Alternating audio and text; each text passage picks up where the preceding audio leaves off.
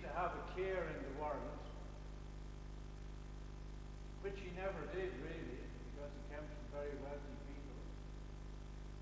But when he started and got people around him, he still didn't care, because he allowed other people to worry. He allowed other people to deal with all the red tape and all that kind of thing. And he just devoted his time to reaching out to others. In many ways, when I think of Francis, I think of Jesus, because Jesus too was not weighed down with doctrines, big books carrying around in his hand. He was a person who did one simple thing. He came before people and he responded to what he saw. He looked and he saw and he responded to what he saw. That's why in many of the chapters in the scriptures we see in the Gospels, we see Jesus, he arrives somewhere, he gazes at the crowd, and then he picks somebody there and he heals them, because that is what they needed. He responded to what he saw. He didn't say, well, when you come back next week, I'll have to look it up here in the book. He just was spontaneous. And Francis had that same, what I call, spirituality of spontaneity, because he just reacted to what he saw. Didn't think about the consequences. He just started doing it. Like when he went to the church there in Santa Mariana. The church was falling down, so he just took off his coat and he started filling up the hole. And I suppose was hoping other people would join in and help him. And one day it is said that he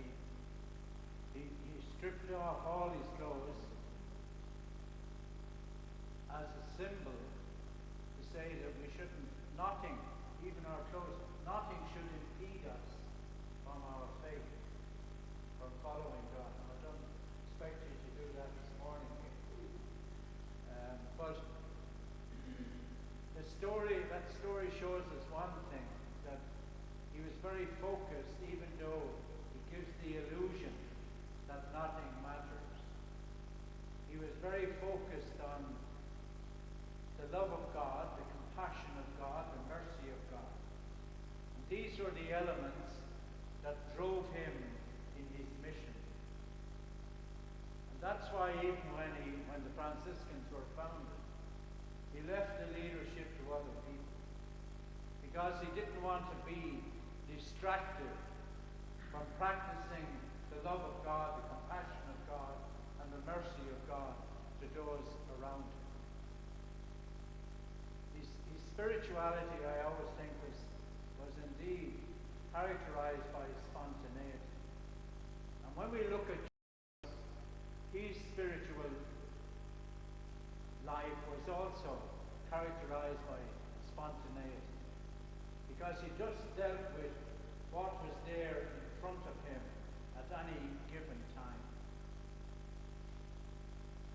And his message was in simplicity. He didn't write big doctorates and all these kind of papers. We can read and understand what Jesus said. It's very straightforward. There's nothing complicated about it. Francis had that same ability. He did not live a complicated life. He lived a life of simplicity. And if we take anything out of today's feast, that is the one thing we could take for ourselves.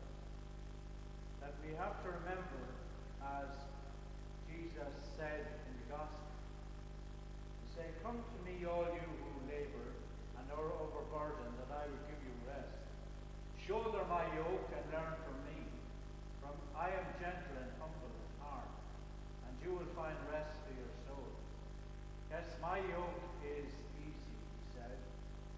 burden is light. The only problem is we make it heavy. We make the yoke heavy. We make the burden heavy because we fail to live our faith in simplicity. The less strings you have attached to your faith, the better it is.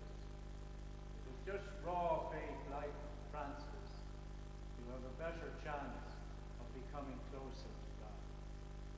So I pray today on this feast day that all of us may indeed practice the spirituality of spontaneity.